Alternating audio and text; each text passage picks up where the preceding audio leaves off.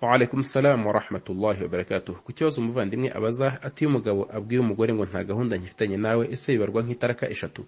Alhamdulillah wassalatu wassalamu ala rasulillah wa ba'd.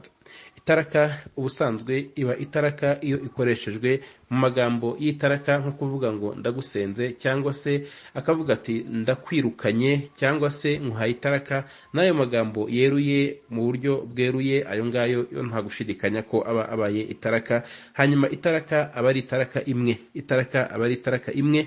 Itaraka eshatu ntago ziba itaraka eshatu keretse iyo umuntu azikoze uko byagenwe agatanga itaraka, hanyuma nyuma y'igihe akongera agatanga indi, hanyuma nyuma y'igihe akongera agatanga indi. N'icyo gihe cyagenwe ni igihe cyaba ari igihe cyo umuntu yicayemo eda ategereje ko eda ye irangira, cyangwa se byaba ari inyuma y'imihango akabonana nawe nyuma yo kuva mu mihango hanyuma akongera akamuha itaraka, icyo gihe bibaye kabiri.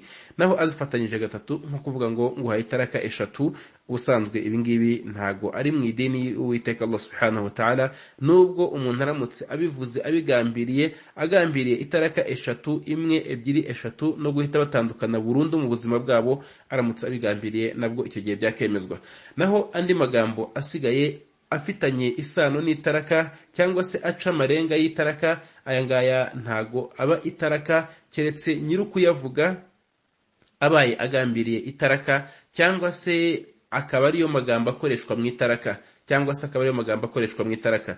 Naho urugero avuze ati nta gahunda nkifitanye nawe, ari kuvuga mu rwego rwo gukanga, kugira ngo agukange kaguhaye itaraka ariko ataguhaye itaraka we akaba azi ko arimo kugukanga, icyo gihe ntabwo byitwa itaraka kuko yabikuvuze mu rwego rwo gukanga. Cyangwa se avuga ati nta gahunda nkifitanye nawe, urugero yaguhaga amafaranga runaka yo gukora igikorwa runaka, akaba ari nta gahunda gifitanye muri ayo mafaranga nawe, cyangwa se mwendaga kugira igikorwa mwendaga gukora muri kumvikanaho, ariko kubw'amakimbirane n'umubano mubi muri icyo gihe akavuga ko nta gahunda gifitanye nawe, ibyo byose ntabwo byinjira mu itaraka. Ariko yagambiriye itaraka akavuga ati nta gahunda nkifitanye nawe, agambiriye itaraka nuko utakiri umugore we kuva uwo mwanya, icyo gihe yitwa itaraka, hanyuma ikaba itaraka imwe yicarwa eda, yarangira abantu bakabona gutandukana, hanyuma bababarirana bakaba basigaranye izindi ebyiri. Wallahu a'lam.